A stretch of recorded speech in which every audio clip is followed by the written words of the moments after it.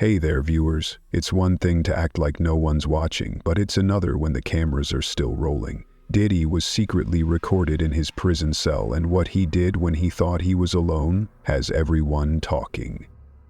Let's get into it. Chapter 1. Strange Playback. They don't really train you for boredom. I mean, sure, during onboarding, they warn you the shifts get long, the monitors get blurry, and the walls feel like they're closing in around hour 6, but no one really tells you how that boredom crawls under your skin. I've been working down in surveillance at MDC Brooklyn for just over 2 years now. Doesn't sound like much, but trust me, that's enough time to know what the night smells like when the air conditioning shuts off, and how the hum of those ancient cameras can lull your brain into a kind of gray mush if you're not careful.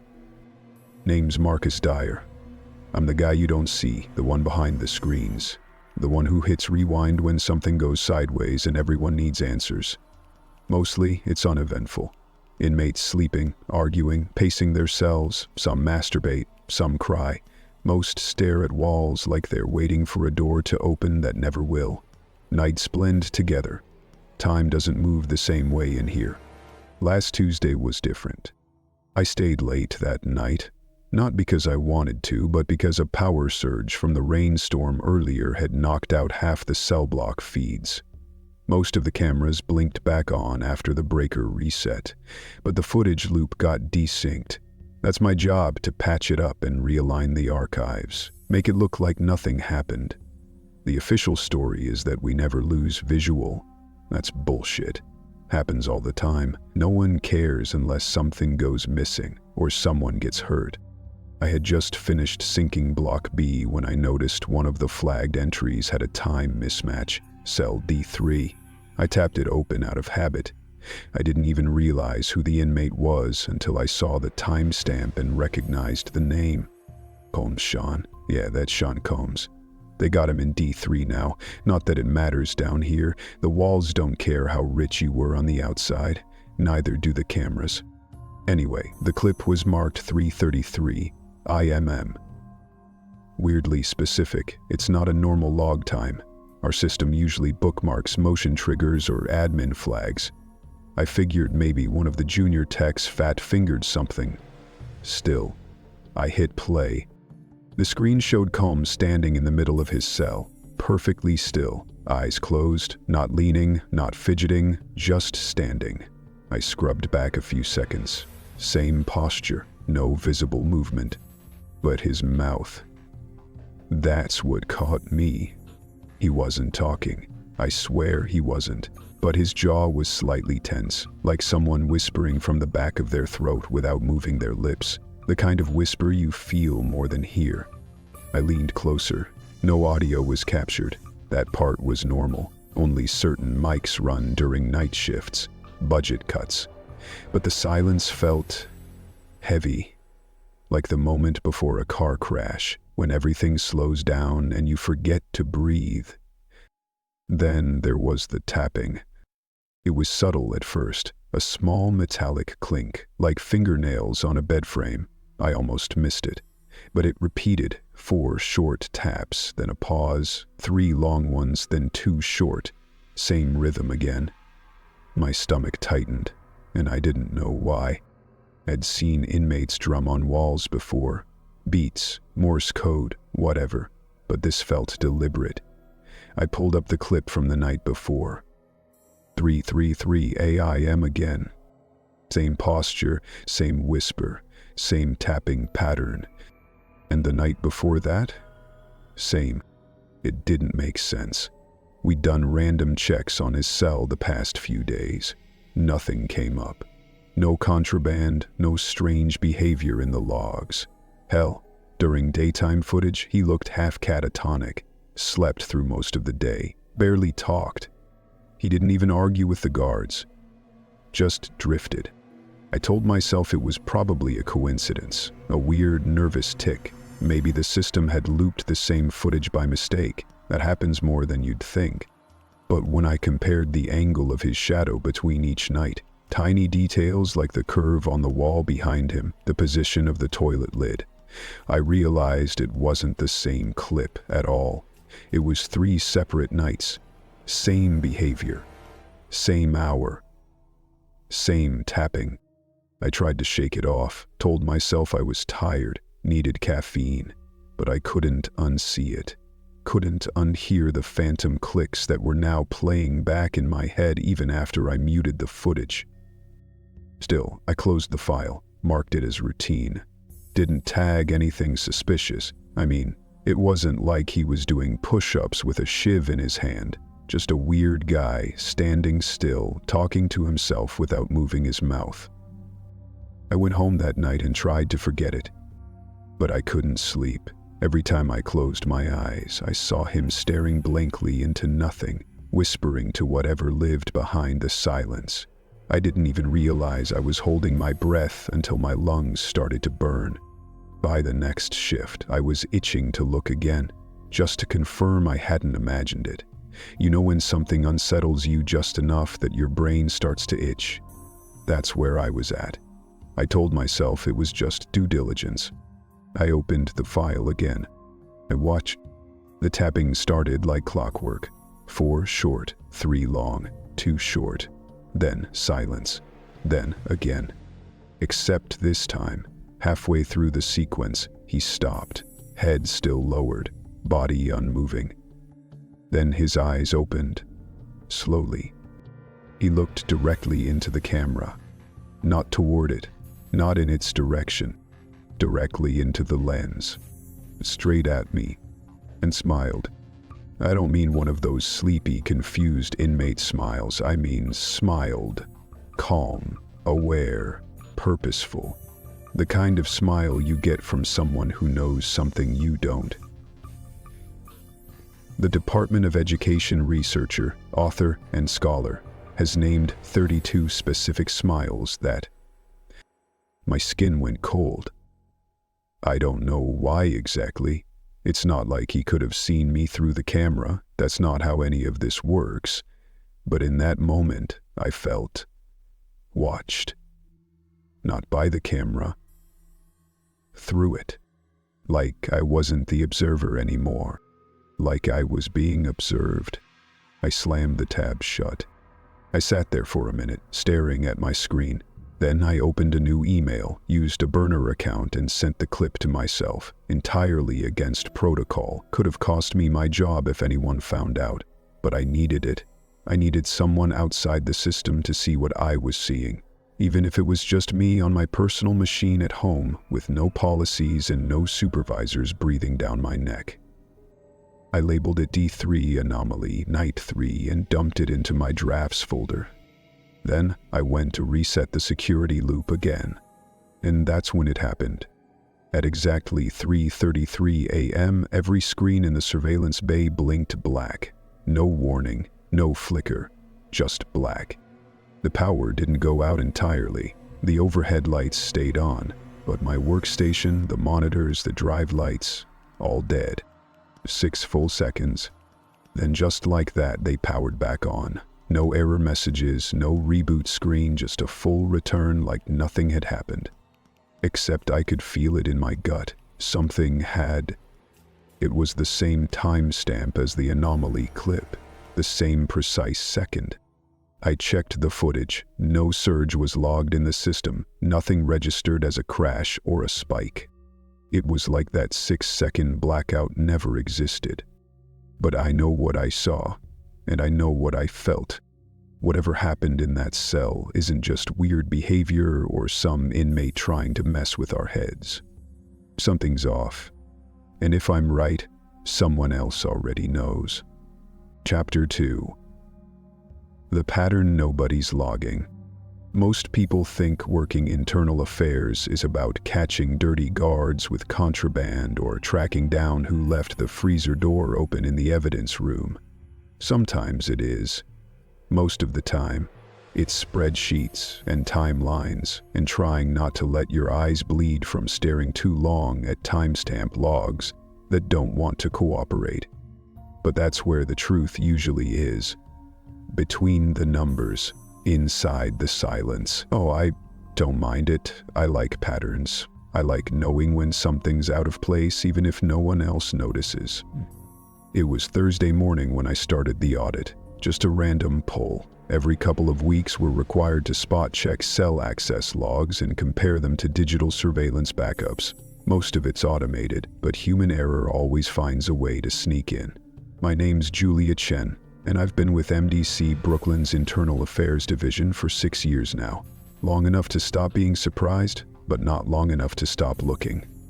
That morning, I pulled up the D-block rotations, mostly standard, officers assigned in pairs, routine walkthroughs, logs every 30 minutes like clockwork. But there was one entry that kept pinging in my mind as odd. Officer Whitefield logging a check on cell D3 at exactly 3:30 a.m. 3 nights in a row. That alone wasn't alarming, except the other officers weren't logging similar times. And more importantly, the surveillance timestamps didn't line up with his entry. At first I thought maybe it was just late logging. Officers sometimes delay inputting their rounds until they're back at their station. But when I pulled the body cam check and compared the timestamps, the feed simply cut out. Not like a blur, not like a corrupted frame, just frozen, static, for exactly 6 minutes. Each night, 3:31 to 3:37 a.m. Then everything resumed as if nothing had happened. It wasn't isolated either. The adjacent cells, D2 and D4, had the same black gap. Even the hallway cam outside the block froze at the same time. 3 consecutive nights. I ran the internal system check.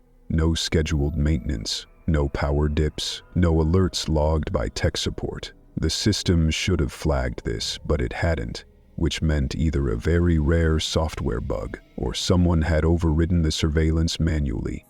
I leaned back in my chair and stared at the screen. MDC Brooklyn's internal network doesn't allow for casual mistakes like that. Manual overrides require credentials, and even then, there's always a digital footprint. I went looking for it. It took longer than it should have. Whoever did it didn't use standard override routes. Instead, they masked it by nesting the request inside a dummy camera cycle, one of the prison's broken rooftop units that had been down for months. When I finally unearthed the access log, it listed a user tag, P-Ray-Mont33. I paused. No such user existed in our database. No CO, no admin, no technician, no temp staff had that designation. I double-checked, then triple-checked. Nothing. Like it had been created just for this purpose. I flagged the name, screenshot everything, and saved it to a personal encrypted folder. I didn't want to raise alarms yet. Sometimes IT tests patches on the live system, and if I raised the wrong flag, it could start a whole storm over nothing. Still, something didn't sit right with me. I pulled the archived audio logs. Even though camera feeds were frozen, many units still ran background audio during night shifts. It's low quality, but sometimes you catch interesting chatter, arguments, snoring, conversations muttered through walls. I loaded up the raw file for D3 sector, played the 3 nights back to back. The first night had the usual ambience, the low hum of fluorescent lights, an occasional rustle from a mattress, the shift of springs. But in the second recording, buried low beneath the static, I heard something else. It was a voice, barely audible at first, like the tail end of a breath, then stronger, a low, steady rhythm. Not yelling, not even chanting exactly. It sounded like prayer, or something mimicking prayer. The words were hard to pin down, not English, not Spanish, not anything I could place immediately. But it had cadence, like a recitation, like something learned, memorized, repeated. I enhanced the file through a basic speech filter, slowing it down and running it backward, a trick an old partner taught me once. Sometimes inmates try to hide messages in reverse speech, figuring the audio won't pick it up. What came through chilled me. It was the same phrase over and over again, repeated without pause. 13, 13, 13, walk in vessel. The voice never broke rhythm. It didn't even sound like it belonged to one person. There were overtones in it, like overlapping vocal layers, impossible unless it was edited after. But this was a raw stream. No cuts, no additions. I pulled back, my skin prickled. Could have been interference. Could have been a recording from another block bleeding into the mic feed. But those words, they didn't feel random. I didn't sleep that night. I went over the system again, trying to find out how a non-existent user could gain access and suppress footage without triggering the internal alert cascade. Our firewall is old, sure, but not that old. Someone was bypassing protocols with surgical precision. By morning, I had compiled everything into a private folder. I wasn't ready to share it yet. I needed to be sure. I emailed myself a secure copy for my work terminal attached with a secondary lock, just in case. When I walked into my office the next day, I immediately knew something was off. My terminal was off, not in sleep mode, powered down. I never leave it like that. On my desk, placed carefully above the keyboard, was a sticky note. Pale yellow, clean handwriting pressed hard into the paper. No signature. Do not dig further. He is preparing. I stared at the note for what felt like hours. My heart wasn't racing, not yet, but my fingers had gone cold. Someone had been in my office, not just physically, but with access. No forced entry, no broken badge scans, no paper trail. I sat down slowly, powered the system up. My credentials didn't work. Locked out, fully, admin override, no option to recover, not even a prompt for the help desk. My entire folder, gone. The copy I sent to myself never arrived. The email was missing from my sent folder, like it had never existed. It was only then that I realized something deeper. This wasn't just someone covering up surveillance gaps or avoiding procedural blowback. This was controlled, watched, not just by us, but from somewhere deeper inside the system. Like the cameras weren't ours anymore. Like the data itself had been claimed. I didn't report the note. I didn't even tell my supervisor. What would I say? That a prisoner, locked behind steel and concrete, somehow knew I was watching? That someone was wiping logs and deleting files from systems with no known access? Even now, part of me wants to believe it was a joke, a prank, a scare tactic from some insider playing God. But I remember the voice, and the way it kept saying the same number, like a countdown that had already finished. He is preparing. Preparing for what? Chapter 3. The object in his mattress. You learn to shut up in prison. Doesn't matter if you're staff or inmate, janitor or warden. There's stuff you see that you don't talk about, not unless you want your life to get a lot shorter or a lot harder. But me, I've always made a habit of talking, just not to the wrong people. My name's Eli. I mop floors, scrape dried piss off toilet rims, empty trash bags that stink like decay and regret. But I also keep my ears open. You'd be surprised what people say when they think the janitor ain't listening. I've worked MDC Brooklyn longer than most of the guards. Got my job through a re-entry program after my third strike for burglary got knocked down to a misdemeanor. I know how to disappear into the walls, how to make myself invisible. And I know who's hiding something. Been trading small info for small favors for years. A tip here, a name there, get an inmate moved to a better tier, get a carton of smokes. I never push too far, not usually. But lately, things on D-Block haven't felt right. Not just eerie, off. Like the air was thinking for itself. It started with whispers. Not the ghost kind, I mean real whispers. Inmates talking while they cleaned trays or waited on laundry pickup. Nothing loud, just small twitchy remarks. He's got it tucked. It's in the seams. You didn't see it, did you? At first, I thought they were talking about drugs. That's usually what it is in here. Or maybe a shiv. But something about the tone of their voices felt strange. Not excited, not desperate. Afraid. I picked up a few names tied to the chatter, all centered around one man. Diddy. Yeah, him.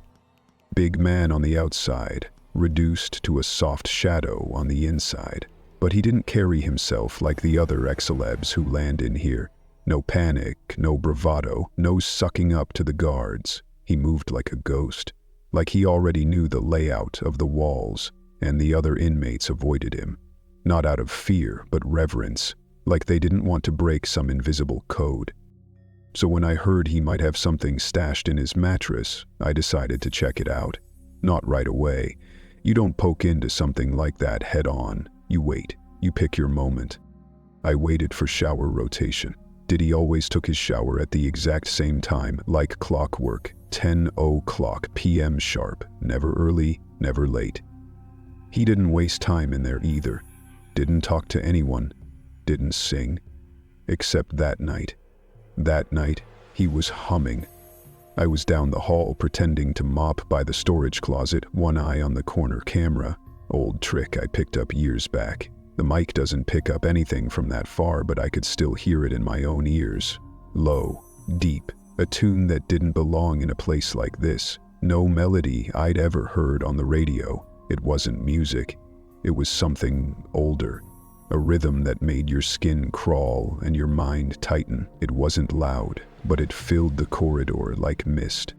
The moment the guards gave the okay, I slipped into his cell fast, gloves on. Clean rag in one hand, fake work order in the other. No one questioned me. I kept it quick. Didn't touch anything else. I went straight to the mattress. It looked ordinary, thin, state-issued, blue stitching. But when I ran my fingers along the edges, I noticed the pattern shifted slightly along one side, just a hair different. Like the thread had been pulled and re-threaded by hand. That alone was enough to raise the hair on my neck. I flipped the edge. Not too far, just enough to peek. The foam was discolored, not from sweat or piss like you'd expect. There was this faint dusting, like soot, but finer, more controlled. I leaned in and squinted. It was a line, a thin, purposeful line of black ash, drawn into the inner foam with care. Not spilled, not accidental. It had been placed there. No objects, no weapons, no plastic shivs, just that. I didn't touch it. I knew better than that, but I memorized the shape, an arc with a single diagonal strike through it. Looked like half a letter or a broken symbol. I backed out quick, fixed the mattress, wiped down the bunk like I was supposed to, got out. I didn't sleep that night. Next morning, I slipped the info to one of the guards I'd worked with before. Name's Denton. Good guy, ex-military, keeps his head down. He owed me for tipping him off about an inmate hoarding benzodiazepines in the chapel storage closet. Told him about the ash, the stitching, the humming. He looked at me sideways, but didn't ask questions. Promised to check it out during rounds. Next day, Denton was gone. Not gone like vanished, but reassigned. Isolation block. No warning, no explanation, no goodbye. I asked another guard and got a shrug. Command reshuffle, they said. But I know what a reassignment really means in here. It's punishment without paperwork. Denton pushed into something he wasn't supposed to, and they moved him before he could push further. That's when the fear set in.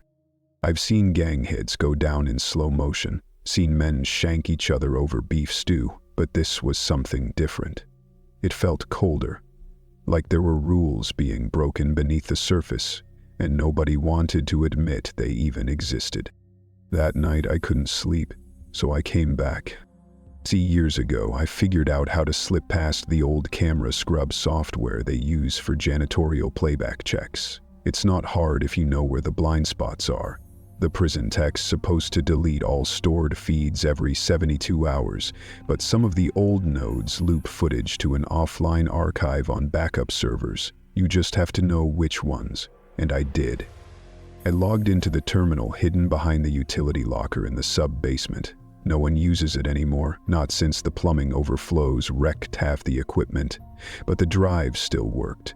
I pulled up the D3 archive, found the timestamp. 3:33 AIE. I pressed play. What I saw didn't make sense. Diddy was awake, standing barefoot at the back wall of his cell. The light was dim, just the overhead flicker bulb sputtering, but I could see it. He had the ash in his hand. He'd scraped more of it from inside the mattress and smeared it across the wall in long, deliberate strokes. It wasn't random. He was drawing something. A symbol.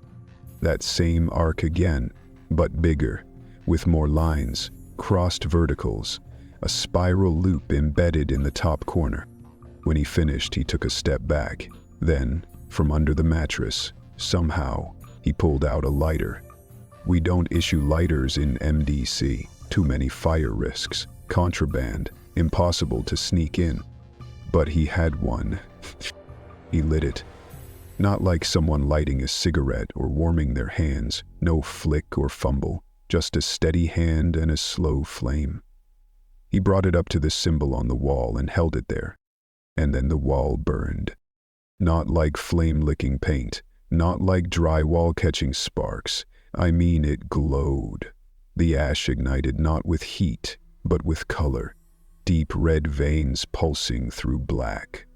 The symbol pulsed once, twice, and then went dark.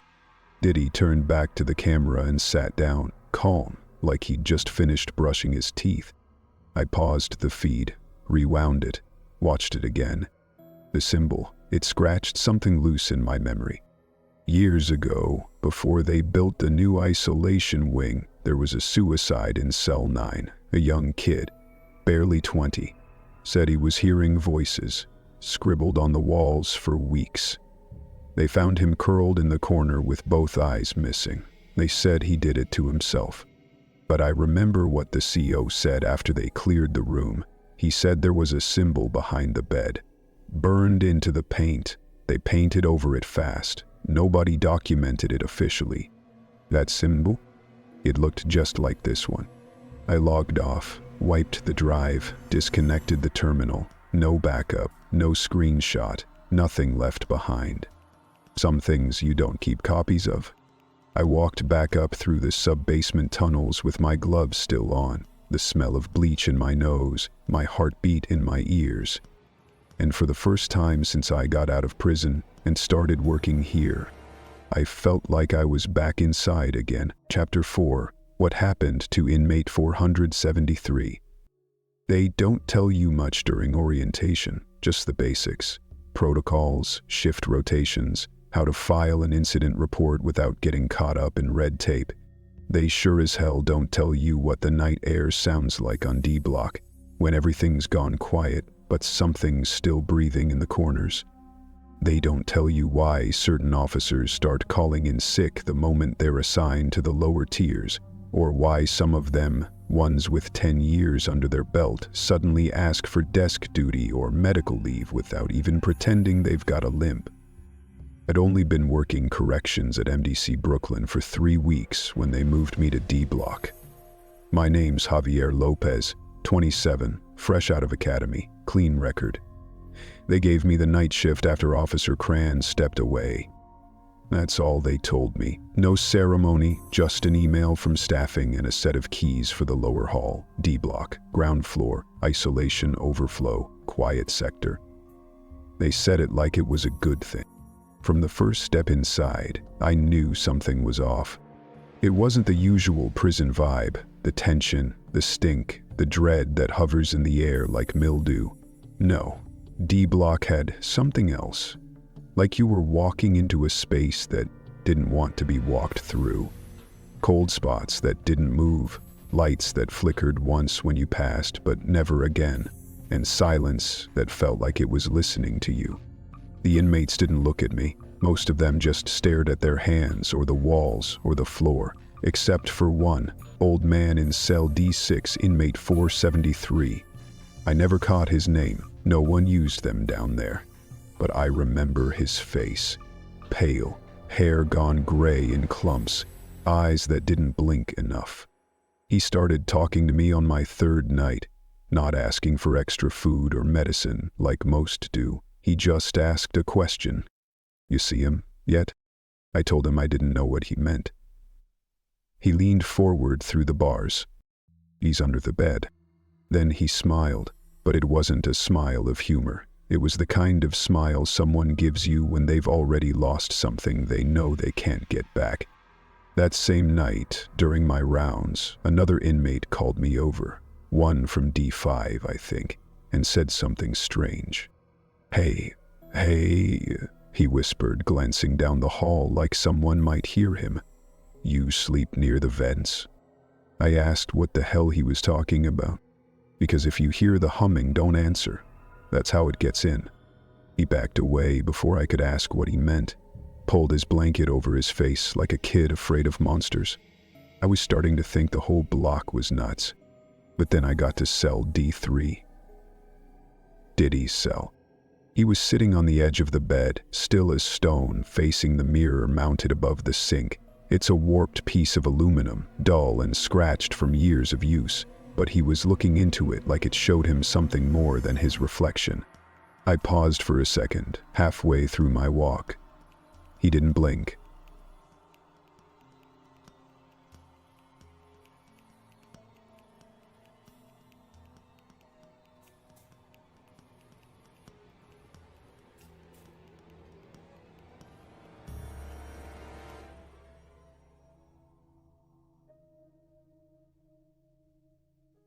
I paused for a second, halfway through my walk. He didn't blink. Didn't move. Just stared. When I finally passed, he tilted his head, just a little, like he was listening, but not to me. To something behind the glass. I didn't stop. I didn't say a word. Just kept walking. The next night, 473 started yelling. It was about an hour past lights out when I heard the first scream. Loud, guttural, like his throat was trying to push out something that didn't want to come out.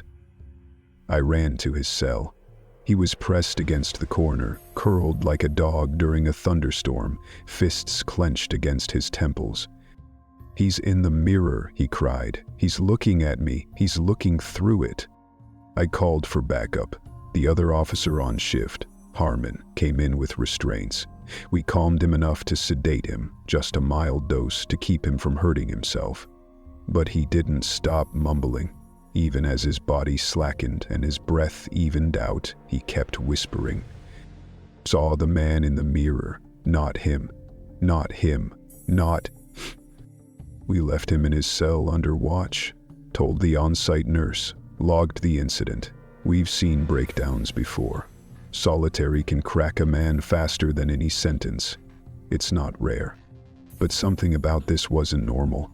I'd never seen a man that broken by fear. Not madness, not psychosis, but fear. Pure and choking. The next morning, during shift turnover, he was found dead. Unresponsive. On the floor. Body curled the same way we left him. Jaw locked open, eyes wide and bloodshot. No visible trauma, no bruising, no ligature marks. His lips were blue, but the coroner's early report said his oxygen levels were normal, said his nervous system just failed. Like the panic inside him burned out the wires. Seizure, they said. Stress. But seizures don't lock your mouth open in a scream. After his body was taken, I asked if we could review the surveillance footage from the night before. Not just of 473, but the whole tier. The warden didn't argue, said it was protocol. The tech ran the footage in the control room. Time 3:34 a.m., just past the time of the scream. We watched in silence. The camera feed swept across cell D3. And there it was, just for a second, in Diddy's mirror. A second figure, not a reflection, a figure, standing in the mirror behind Diddy's reflection. Tall, black shape, no features, no movement, just there, like it had always been there, waiting. Diddy didn't react, didn't blink.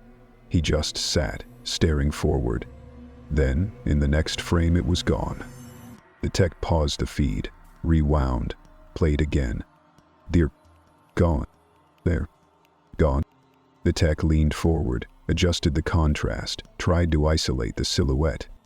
Could be artifacting, he said. Compression error. That mirror's all scratched up anyway. But his voice didn't sound convinced. When the room cleared out, I stayed back. Told the tech I wanted to run one more sweep on the midnight feed. He left me alone. I played the video back from the start.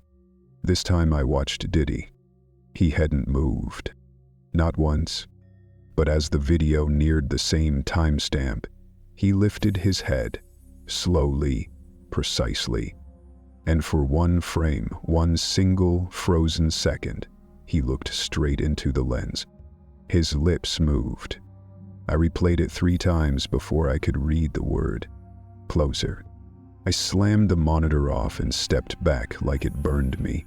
My breath caught in my throat. The air felt tight, thick, like the moment before a storm hits when the sky holds its breath. That night when I got home, I covered every mirror in my apartment, bedroom, bathroom, even the microwave door. I couldn't look at glass, couldn't trust it wouldn't look back. They still haven't reassigned me. I'm still on D block, and Diddy's still in cell D3. But every time I do my rounds, every time I pass that door and see him sitting still as stone, eyes on that mirror, I swear I can feel him waiting. Not for freedom, not for trial. For someone. Chapter 5. The night he broke the feed. I don't know when exactly I stopped sleeping. Not just the tossing and turning kind of insomnia either, but the real thing. The kind where you lie in bed, eyes open in the dark, heart ticking like a metronome, waiting for a sound that never comes, or maybe already did. I've started hearing phantom pings from the surveillance feed in my dreams. Or what used to be dreams, I guess. I don't dream anymore. Not since D3. The name's Marcus Dyer, surveillance technician, MDC Brooklyn. You already know that part. What you don't know is that I've been logging everything. Every skipped frame, every audio distortion, every unexplained light spike or timestamp lag tied to cell D3. I keep it all in a hidden folder on an air-gapped laptop I don't let touch the prison's main network. I named it Identity. I didn't mean to be dramatic. It just felt right, like I wasn't just logging behavior, I was tracking a presence. I've got files that would make a field agent sweat. Slow-mo captures of whispered movements, strange looping sequences where comms repeats gestures 3 nights in a row with impossible precision. Footage of the lights above his bunk flickering Morse code for 6 straight minutes even when the rest of the facility's power grid showed stable readings. I've watched him pace in perfect geometric patterns, whisper prayers in reverse Latin, and tap bone rhythms into his bed frame like a metronome guiding something older than music. I haven't shown anyone. Not because I'm scared of losing my job, though I probably would, but because deep down, I don't think any of this is meant for us to see. It feels parasitic. Like the more I study it, the more it notices me back. Last week I tried deleting the folder. My hand literally froze. I had the cursor hovering over it and just sat there, fingers numb, vision blurry. A migraine bloomed behind my eyes like a pressure wave. When I finally shut the laptop, I swore I heard something faint, like a voice through a radio 2 rooms over. Keep watching. I told myself I imagined it. That's what I always do. What else can you do? But then came last night. It was supposed to be a quiet shift. Skeleton crew, one of the elevators down for maintenance, 2 of the hallway cams being rewired. I'd finished my logs early. Around 2:45 AM, I pulled up the feed on D block just to keep my mind occupied. Everything looked still, normal. Then, at 3:27 AM, something flickered. Not a glitch, not the usual digital stutter. The feed itself pulsed. All at once, like it breathed. I leaned forward and tapped into D3 manually. It took a second longer than usual. That's never happened before. What came up? It's hard to describe. Diddy was standing in the middle of his cell, barefoot, shirt off, his body arched backward in a way that made my spine hurt just looking at it. Arms pulled back behind him, fingers curled like hooks, chin lifted toward the ceiling. His chest moved with slow, shallow breaths, but his mouth was open. Not moving, just open, like he was mouthing something too deep for lips to shape. There was no sound. The audio stream wasn't down, it was just silent. Even through the speakers, it felt like I could feel the noise that wasn't playing, like it was humming under the floor, vibrating the bones of the prison. I stared, unable to look away. And then he moved. Not like a person moves, like a puppet without strings. One moment frozen, the next bending in sharp angles, his shoulder joints cracking back, spine twisting slightly as if something inside him needed more room. The muscles on his arms rippled as if working against each other. And still, no sound, not a grunt, not a breath. No. He turned toward the camera. His eyes didn't blink, his lips didn't move. Then he smiled. It was the kind of smile that felt foreign. Not wrong, just incomplete. Like he didn't fully understand the expression, but was trying it on to see how it fit. He walked slowly toward the lens, arms still dangling behind him. Then he raised one hand, drew a slow, deliberate circle with his finger in the air, just inches from the lens. The circle hovered for a moment. Then the feed died. Not glitched, not froze. Died. The screen didn't go to static. It went dead, like the monitor had been unplugged from reality. I jumped from my chair, slammed the keyboard, tried to reboot the feed. Nothing responded. I reached for the emergency line to IT, but before I could dial, the entire surveillance grid collapsed. One by one, every feed went dark. B block, A wing, admin hallway, cafeteria, everything. Except for one flickering square. D block. My block. Arch. The cameras weren't off. They were playing. In reverse. Every feed. Backwards. I watched the janitor from the day before walk backward down a hallway. Watched inmates unswallow pills and return food into trays. Watched guards unhandcuff men in real time, the cuffs clinking onto wrists in perfect backward harmony. And in the middle of it all, Diddy stood still. Only his feed didn't rewind. It played forward, as if the rules didn't apply to him anymore. For 45 seconds, the entire system disobeyed every command it was built to follow. Then, like a dream snapping shut, everything blinked back to normal. No error messages, no restarts. The logs didn't even register a crash. Diddy was back on his bed, sitting quietly, head tilted toward the camera, as if he'd just finished a conversation. With something. I couldn't speak, I just stared. My heart was hammering so hard I thought I might black out. I reached for my thermos with a shaking hand and nearly dropped it. My palms were sweating so badly I could barely grip the mouse. I forced myself to reboot the local drive, ran a check on the error logs. Nothing, absolutely nothing. No evidence the feeds had gone out, no trace of reverse playback, like it never happened. I checked the server diagnostics next. There were only 2 files added during that time. One was a standard temp log, useless. The other was a corrupted PDF, no author, no title, just a timestamp. 3:33:45. I clicked on it, the file wouldn't open. So I saved it to a flash drive, planned to analyze it later, at home, on a safer system. When I finally made it back to my apartment that morning, I went to hang up my keys. That's when I saw it. Inside my locker, taped to the inner door, was a folded sheet of white printer paper. No envelope, no name. Just one sheet. On it was a printout of the D3 cell feed from last night, but it wasn't the still image I remembered. It was a series of screenshots aligned in rows, like a flipbook. The circle, the smile, the finger pointing toward the lens. And across the bottom of each frame, the time codes were reversed. I leaned in close, squinting at the blurred timestamps, heart in my throat. Some of the numbers didn't match any known time formats. Others seemed jumbled. But right in the middle of the sequence, stretched between the frames, were the faint outlines of words. Like a watermark. 3 of them. He walks through him. I dropped the paper. I don't know how it got there.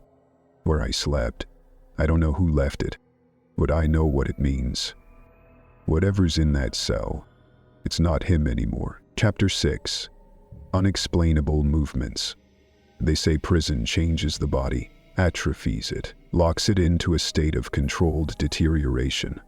I've worked in correctional physical therapy for over a decade now, and I've seen firsthand how confinement breaks people down in stages. The shoulders hunch, the gait stiffens, spinal compression from bad bedding leads to chronic pain. Joints click like old machinery. Men 10 years younger than me hobble like retirees. But nothing prepared me for what I saw when I was asked to evaluate inmate Combs. They didn't say much when I got the request, just that he'd been reporting persistent back pain and limited mobility since arriving on D Block. The file came folded and thin, barely a full page. Usually I get whole charts, pre-existing conditions, behavioral flags, MRI notes. But this one felt curated, stripped, just his ID, cell number, and the appointment time. The guards didn't even escort him to the clinic room like usual. I had to go to him. That was already strange. My name is Dr. Lena Rainier. I've been working under contract at MDC Brooklyn for 3 years now, rotating between physical assessments, injury treatment, and posture reconditioning. Most days, I ice knees and realign hips. It's repetitive, clinical, unremarkable. I pride myself on being thorough, unflappable. But the moment I stepped into cell D3, I knew I wasn't walking into a typical consultation. The lights flickered overhead when I entered, not unusual in this block. The wiring was ancient, but the flicker felt different, almost timed, like a subtle strobe preparing the room for something. Combs sat on the edge of his cot, spine impossibly straight, eyes trained on the far wall where a dull metal mirror hung crooked. He didn't look at me at first, just stayed still, hands resting neatly on his knees, like he was waiting for a cue that hadn't arrived. "Mr. Combs," I said, clipboard in hand. "I'm here to evaluate your reported discomfort. We'll go through some basic mobility exercises." He blinked just once, then finally turned toward me. His movements were precise, no delay, no hesitation, like a machine pivoting exactly on its axis. I could already tell something was off. "Any pain while standing?" I asked. "No," he said. His voice was soft, calm, too measured. "Can you stand for me anyway?" He obeyed immediately, rising in a single smooth motion. But what I saw next stopped me cold. His knees didn't bend, not at all. He moved upward with perfect balance, the motion originating from somewhere higher than his legs, his hips or his spine maybe. There was no weight transfer, no shift like a typical human body. Just a vertical lift, like someone had pulled him up from the ceiling by an invisible thread. His muscles didn't tremble, didn't strain. They held tension like they were made to hold still, not move. I watched, frozen, as he stretched his arms forward in response to my next instruction. His shoulders rotated further than they should have, the socket articulation gliding too smoothly, the ligaments visibly shifting under the skin in waves instead of jerks. Then came the convulsions. Small ones at first, subtle contractions around the wrists, like his tendons were rehearsing the movement instead of doing it. But then his neck rolled unnaturally, the vertebrae clicking in uneven succession, like dominoes falling one at a time instead of in sequence. His head tilted to the side and stayed there, crooked at a 45-degree angle for several seconds, while his eyes remained locked on me. "You have extraordinary flexibility," I muttered, trying to keep the tremor out of my voice. "You know," he asked, still tilted, "what a vessel looks like from the inside?" The question landed like ice water down my back. I didn't respond. I couldn't, not immediately. Then he stood straight again, perfectly. "I'm sorry," I managed, trying to recover. "Let's continue. Try lifting your left leg." But he interrupted me. Not with another question, with my own voice. Perfect, identical, pitch for pitch, tongue for tongue. "Let's continue. Try lifting your left leg," he repeated, the inflection and rhythm mimicking my speech exactly, down to the half-beat pause before the word try. It wasn't an impression. It was a playback. He'd spoken those words with such accuracy, it was like hearing myself through a speaker. I stumbled back a step, instinct overriding professionalism. "Mr. Combs, I'm going to log this and reschedule. I think this may fall outside of my purview." He said nothing, just watched me, eyes unblinking, lips slightly parted. I left without another word, radioing the guards from the hall. I didn't run, not quite, but I didn't stay longer than I had to. Back in medical intake, I filed a brief report. No diagnostics, no deep notes, just a clinical summary. Possible psychogenic movement disorder. Patient mimicked speech and displayed non-standard muscular contractions. Recommends psychiatric evaluation. No further physical therapy scheduled at this time. The report got stamped and archived within 20 minutes. No one followed up. I went home early that night. Couldn't shake the feeling of those eyes, that voice, my voice, in his mouth. I checked my voicemail 4 times that evening. Nothing. Checked my apartment locks. Twice. Still couldn't sleep. It was well past midnight when I heard the knock. Soft. 2 taps. Plastic on plastic. I approached the door, heart racing. There was no one there. But on the floor, slid just beneath the door frame, was a small black USB. No markings, no case, just a note wrapped around it, printed on plain white paper. From musty folder, Marcus D. Marcus? The name clicked in my memory. One of the techs, surveillance. I didn't know him personally, but the name had come up once during my clearance review. I plugged the drive into my work laptop. On battery, no Wi-Fi, no ports open. I wasn't stupid. There was only one file on the drive. A video. No title, no time code, no metadata. I opened it. The footage was grainy, taken from one of the higher ceiling cameras, wide-angle view of D Block's central corridor. Diddy stood in the center, back to the camera. He began speaking. One word, then another, then another.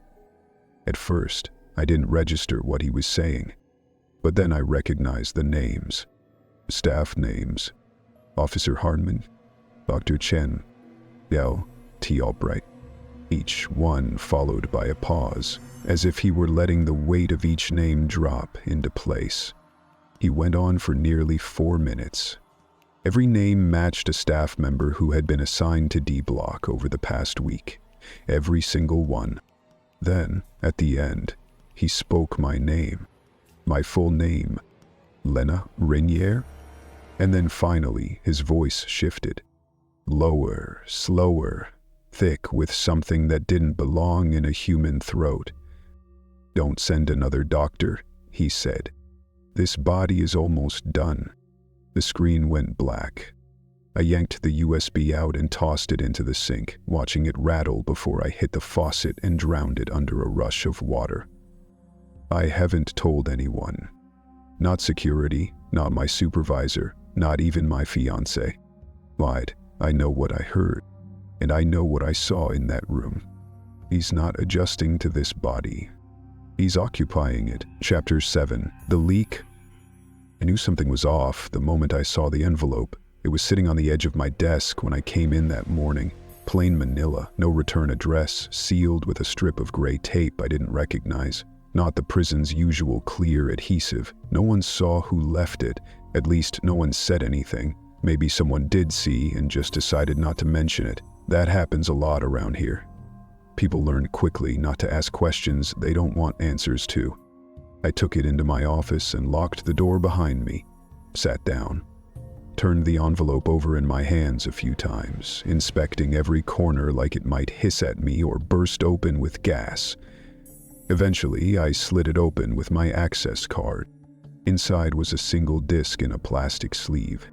No markings except for one thing written in thick black Sharpie across the label. Do not copy. I stared at that phrase longer than I needed to, trying to figure out what it was supposed to mean. A warning? A threat? A command? I slid it into the drive of my work laptop. It took a second to load, longer than it should have. The screen flickered once, the cursor froze, then the player launched itself into full screen without prompting. The footage was grainy but stable, timestamp locked at 3:33 and 0 seconds. The view was from a tight corner angle, a hidden feed I hadn't seen before. It showed the interior of cell D3, Diddy's cell, with perfect clarity, better resolution than any of our standard cameras. That alone told me something wasn't right. We don't have gear this sharp in D-Block. He was sitting cross-legged on the floor, shirtless, back to the wall. At first I thought he was meditating. His eyes were closed, breathing shallow. Then I saw his hands. They were shaking, not with fear. This was something deeper, more rhythmic, controlled convulsion, as if something inside was pulling the strings and not quite getting the rhythm right. He reached under his bunk and pulled something out, a sharpened toothbrush, bone white, modified to a needlepoint. Classic prison weaponry. But he didn't brandish it. He didn't stab at the air or carve into the mattress like others do. He turned it inward and began carving into his own shoulder. No hesitation, no pause. He started from the collarbone and dragged downward in a tight, swirling motion, carving a shape, some kind of spiral, nested within a box of jagged lines. I watched, frozen, as the blood pooled and smeared across his chest, dripping onto the floor in slow, deliberate trails. And all the while, he repeated one thing, over and over. 13, 13, 13, 13. Not yelling it, not chanting either.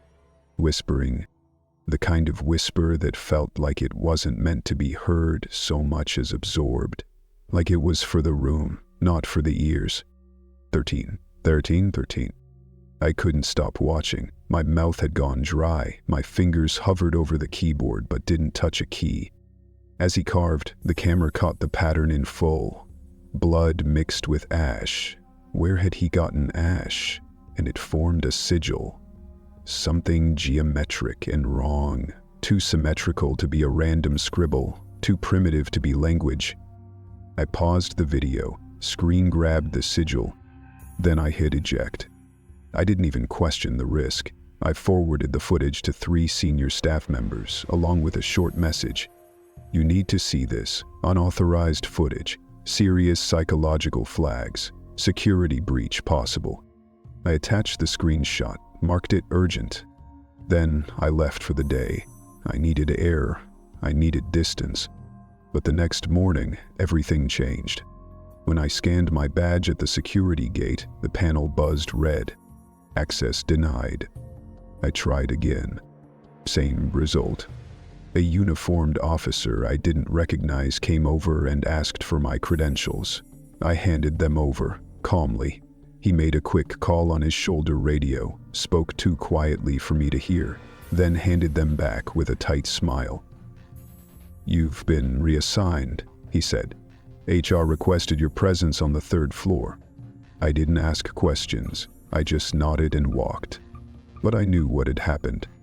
They'd flagged me. The footage had triggered something. Not a formal inquiry. Not a review. Shut down. My inbox was locked out, my workstation disabled, my credentials revoked. They didn't even give me time to clear out my files. Just like that, I was shuffled into a dead-end admin role where questions go to die. Later that day, I heard the first whisper. Not from the staff, from the inmates. They were passing something around. Not drugs, not contraband phones. Flash drives.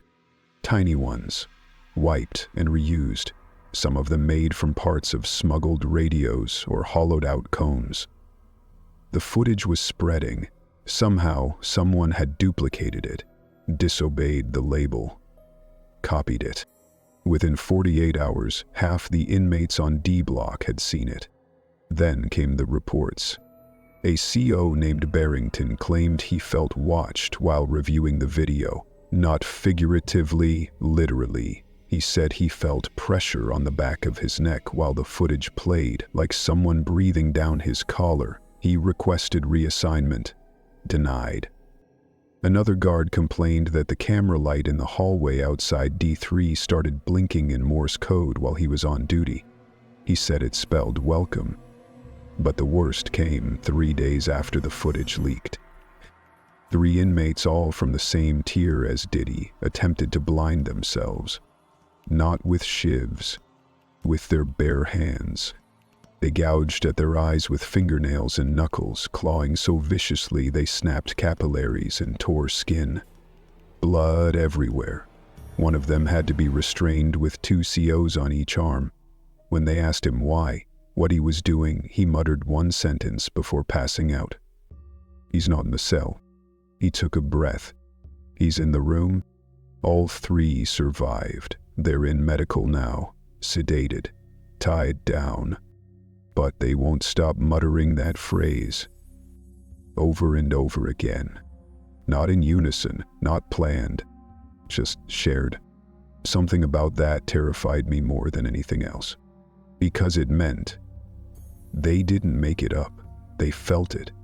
Like it was true, like something was there with them. Not confined to a cell or a body or a name. Just present. Like a smell you can't see but know is real. And then, last night they moved him. Diddy. No alarms, no emergency order, no visible restraints. They came for him, quietly. 4 guards, late shift, wearing gloves and breathing masks like they were handling a chemical hazard. They walked him down the corridor like a patient, not a prisoner. His wrists weren't bound. His steps were calm. He didn't fight. He didn't even blink. I watched from a feed I wasn't supposed to have access to. They took him to isolation, the old wing. The one no one uses unless there's an active riot. But after he was gone, something happened. Something impossible. The camera feed in cell D3 flickered once. And then the tapping returned. That soft metallic clink. 4 short, 3 long, 2 short. Again and again, like he never left. Like whatever's inside that space doesn't need him anymore. Or maybe never did. Chapter 8. The Red Door. The feed was supposed to be clean now. That was the word passed down from above. The tech crew had stripped the lines, wiped every corrupted file, reinstalled the surveillance firmware for the isolation wing from scratch. The internal servers had been purged, every record of cell D3's strange behaviors erased or buried. The system now labeled Diddy's new holding space as I-1, Isolation 1. Blank slate, no mirrored surfaces, no mattress seams, no vents exposed, no history. The cell was purpose-built for silence and stillness. But the feed didn't lie, and no matter how deep they buried the files or wiped the screens, something had already moved in, something older than protocols. And it remembered.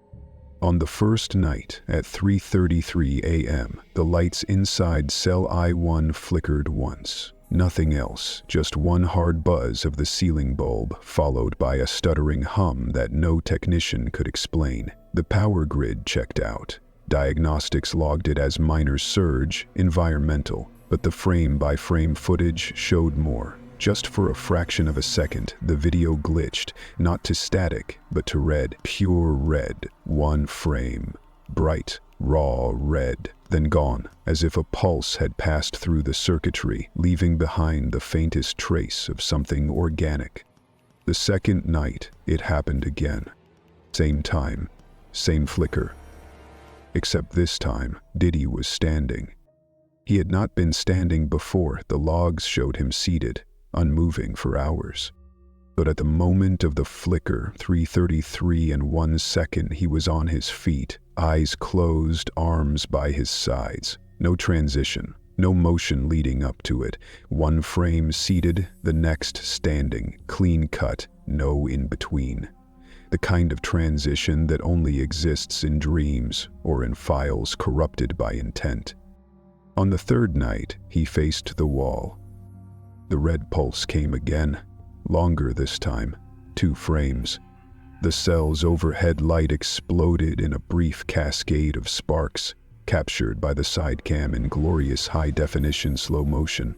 Diddy didn't flinch, didn't move, just kept staring at the concrete wall as if it was speaking to him, or perhaps waiting for something to finish speaking through him. The logs from that night had to be manually re-entered. The system clock jumped 6 minutes ahead. No audio, no cause, only a notation from the technician on shift, scribbled in the margin of a printout. Cell feed ran reverse for 45 seconds, D3 behavior protocol repeating. But there was no cell D3 anymore. That space was empty, silent. Still, the tapping had returned. Low, metallic, faint, from a cell with no occupant. On the 4th night, the feed didn't return at all. At 3:32 a.m., the system reported full function. At 3:33 a.m., the entire isolation wing feed went dark. No flicker, no surge, just absence. The screens in the control room blinked black and stayed that way. No error message. Just nothing. The guards waited. The techs rebooted twice. Nothing returned. The feed stayed dead for 1 hour and 13 minutes. When it came back on, the cell was empty. Not unoccupied, empty. No furniture, no bedding, no sink, no combs. Just bare concrete and shadow. An immediate breach was called. 3 technicians, accompanied by 4 correctional officers, entered the isolation wing with full protocol. Body cams, masks, riot shields. They reached cell I-1 at 4:53 a.m. The door was unlocked. Not forced, not broken. Unlatched, like someone inside had opened it from the other side and simply walked out. They entered with caution. Diddy was there, sitting calmly in the center of the cell. No clothes, no restraints. He looked straight ahead, unmoving, pupils dilated wide. But the wall behind him, it was no longer blank. A red circle, almost 6 feet in diameter, had been drawn across the concrete with thick, smeared lines of something that looked like paint, but reeked like copper and rot. Blood. Not dried. Fresh. Still glistening at the edges like it had been applied moments before they arrived. The circle wasn't solid. It was made of overlapping loops, spirals embedded within spirals, 13 of them, nested inward like a whirlpool or a fingerprint. Inside the circle, a single black dot had been burned into the wall, as if with a blowtorch or hotter. A point of origin. A gate. Diddy turned his head, looked at the nearest officer, and smiled. Then he spoke. "It's open." That was all. No scream, no chant, just those 2 words, spoken with an eerie calm that made the officer nearest to him drop his shield and take 2 steps back. They pulled him out, escorted him to medical. He didn't resist, didn't blink, just kept repeating the phrase softly under his breath. "It's open, it's open, it's open." And he's still saying it now? In medical, they've strapped him down, pumped him full of sedatives, but he keeps whispering. His mouth doesn't stop moving, even in sleep. The red circle remains on the wall. They tried to clean it. Bleach doesn't work. Acid won't lift it. When the wall is scrubbed, the red returns an hour later, perfect and precise, drawn in the same looping shape as before. Elsewhere in Brooklyn at 5:11 a.m., a neighbor in Flatbush reports a 911 call from an apartment with no resident. The door was ajar when first responders arrived. Inside, the lights were on. The laptop on the desk was still open, screen active, humming low. Marcus Dyer's apartment. No sign of struggle, no blood, no personal items missing. Just the laptop. The screen frozen on a video player window. The title of the file. Last recording. Diddy cell. Cell not open. No password. No prompt. Just the blinking play button. When the text moved the cursor to close it, the video started on its own. The screen showed cell I1. The camera was higher than standard placement, almost ceiling height, slightly skewed to the left. There was no audio. The cell was dark. Then the door creaked. Not from the outside, from within. It swung open slowly, the hinges groaning under the pressure of something that didn't seem physical. Diddy stood, only this time he wasn't moving like before. He wasn't twitching or bending or convulsing. He moved fluidly, like the body had finally learned how to respond to the thing wearing it. He walked to the far corner of the cell and turned, faced the wall. The red circle was already there, pulsing, breathing. The concrete rippled like water, disturbed by a deep impact. And then, slowly, he stepped into the corner and vanished into the shadow. There was no sound, no trace. He just disappeared. But the camera didn't cut. It kept rolling. The shadow shifted again, stretched outward. And from the center of the red circle, a second figure emerged.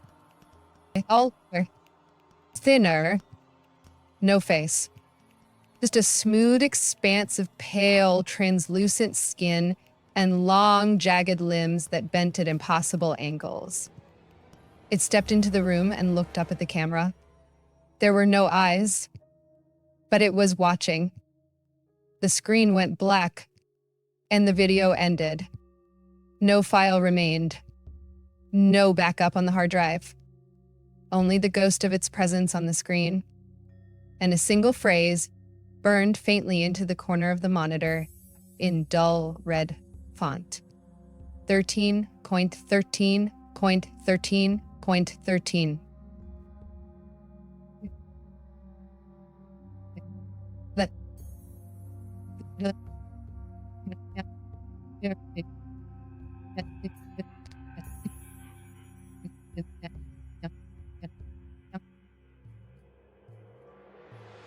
Yeah. There was no more Diddy. There was no more cell. And just a door. And something that had finally walked through it